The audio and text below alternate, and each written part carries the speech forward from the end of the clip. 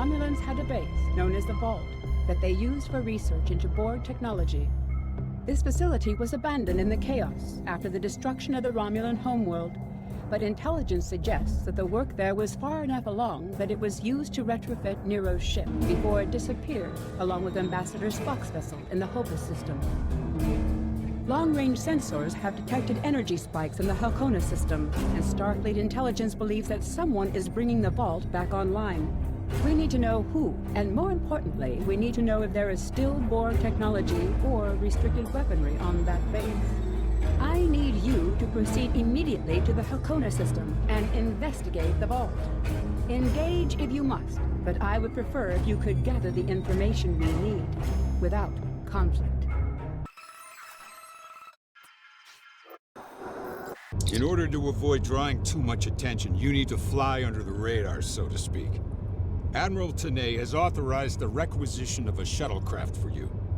You can fulfill the requisition in the shipyard.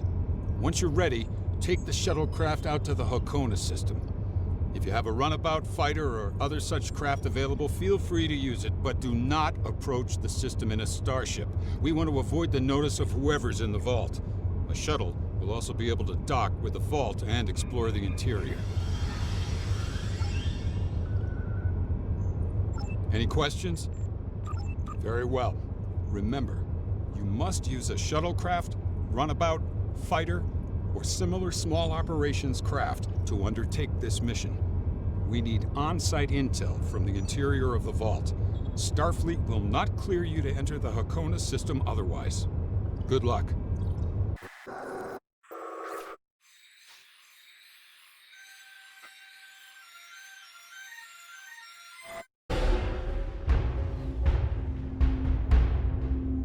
Obviously, this station isn't as abandoned as Intel suspected. Sensors are reading several Riemann ships in the area, and that's just the ones that we can spot. That station is immense. It must have taken an incredible amount of manpower and technology to build it. It's almost the size of a small moon. Sensors are reading a sophisticated tachyon detection network, as well as several patrolling vessels. For an abandoned station, this facility certainly has a lot of activity. My people are experts at stealth technology. If we want to approach unseen, we must avoid confrontation and find a way to evade or jam their sensor grid. We must assume that if we engage the ships here, they'll notify whoever is left on the station, and it may become difficult to find an entry point. Indications are that this vessel was refitted for asteroid mining. Apparently, a containment failure in the engine core led to a massive radiation surge. The engine went into emergency shutdown, but all of the couplings and injectors were burned out. The crew probably died due to instant radiation burns. It looks like the vessel was stripped for parts and left derelict.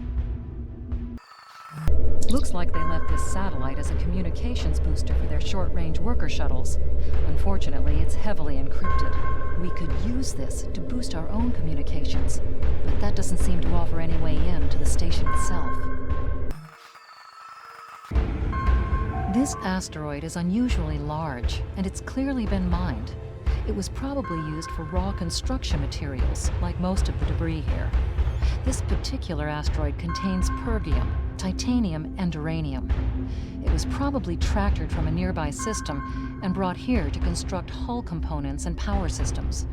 We could probably cut a piece from the asteroid with our weapons for further analysis. This fragment is full of duranium. With a little bit of radiation, it'll cause duranium shadows on scanners, which would look like a weapon suite. If the Tal Shiar set up their sensor net appropriately, their scanners will exclude this kind of stellar debris. If we give the fragment a nudge with our tractor beam and follow along behind it, we could slip through the sensor grid. Follow that rock. Approaching the tachyon grid perimeter. If we're detected by it, that will definitely alert the Riemanns.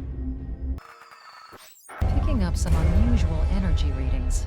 We'll need to explore the accessible interior areas and see what we can find. Looks like there's another access conduit across from us. We'll have to think three-dimensionally in here. Sensor readings are also picking up a few scattered life signs. We've tripped some security systems. The doors are a massive set of interior bulkhead doors. They're segmenting the different parts of the base. Possibly a safety measure in case something went wrong in one of the central areas. Access appears to be controlled by use of security keys. We can disable it if we can find a code block that matches part of a security key. The security key is on a rotation. Each code block matches a piece of one key. Key in the appropriate code when the rotation matches to it. Trying a code on the wrong rotation will probably invalidate that code, so be careful with the timing. This defense turret was hooked into part of the security network. There's a security code in its subsystem. Code block 6750. To it. That's it. Well done. We should be able to bypass the system and gain access now. There's still power in most of the station. Some of these conduits are damaged. Keep an eye out for energy discharges. Microgravity storage crates, mostly construction supplies. No weapons or unusual energy signatures.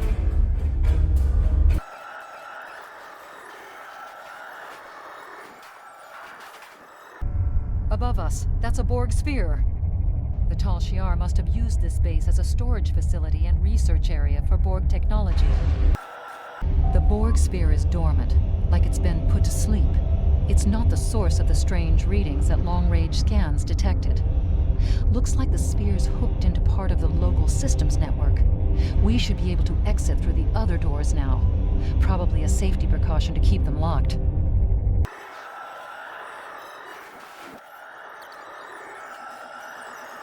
This is disturbing. We're looking at a facility used to build Thalaron weapons. If the Remans have infiltrated this base, they may be trying to secure those weapons. So our intruder finally arrives at the heart of the matter. Have you seen all that you came to see, little spy?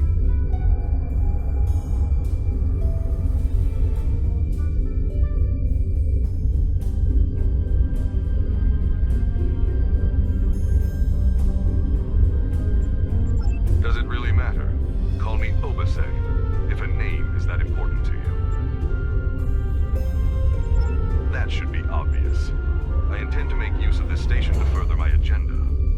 Your presence, however, is a bit more curious. I expect that you are operating under the shroud of Empress Sela, whether you realize it or not.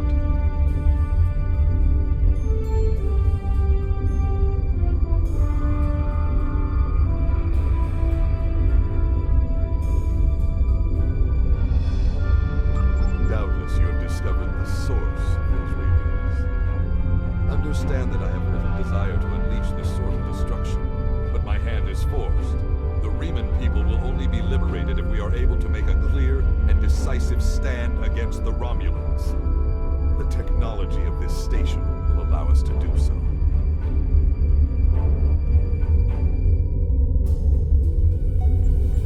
I am prepared to take that risk.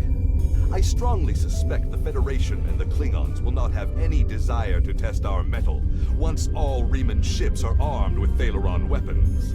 Regardless, this will all be over soon enough. My plans are for liberation, not conquest.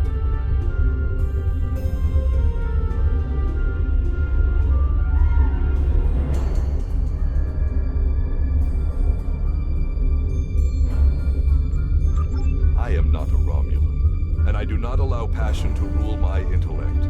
I understand the risks of my actions. While there will be strife and hardship in the future, at least it will be a future that the Reman people are free to face for themselves. I will deal with the future when it arrives. For me, there is no tomorrow until my people are free. However, I respect your commitment to your position. It's a shame we are at cross purposes. I am afraid our time is at an end. My associates have already finished loading the Thalaron weapons that we need, and I have other operations to manage. I think we both know what happens now. May your death be quick and valorous.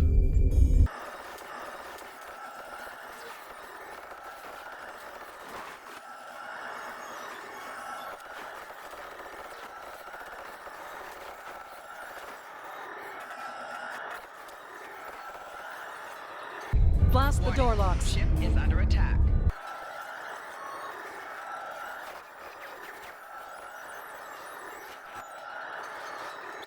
Reinforcements have arrived and are just past that nebula. We don't have much time. We need to meet with our allies and stop that ship. USS Laza is signaling us. They're going to engage the Riemann ship. We are now in the micronebula.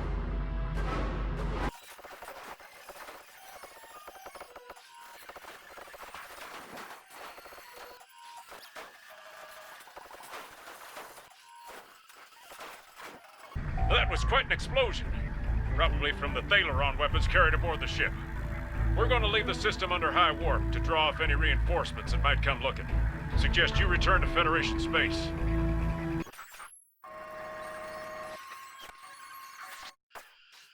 I've taken a preliminary look at your logs, and it seems that things went a bit unexpectedly. I have a feeling this isn't the last time we'll be seeing the vault. The Riemann commander you encountered is definitely a major player in the disintegration of the Romulan Star Empire. I'm going to send the information you gathered about him over to an old colleague of mine, Dr. Maximilian Peters, for analysis. If this Riemann is a leader in their separatist movement, we'll have to deal with him again. And hopefully Dr. Peters can work up a psychological profile for him, and a sociological analysis of the separatists. Our next step will be to decode the signal intelligence and go through any remnants left from the ship that was destroyed near the vault.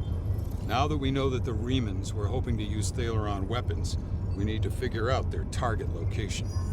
Right now, Starfleet knows far too little about a civil war in the making, but it'll take time to sift through all of the data. Keep in touch. Starfleet will notify you when we have a lead. Oh, and thanks for the good work. Excellent work. We need to learn more about the conflict between Obasek and the Romulans.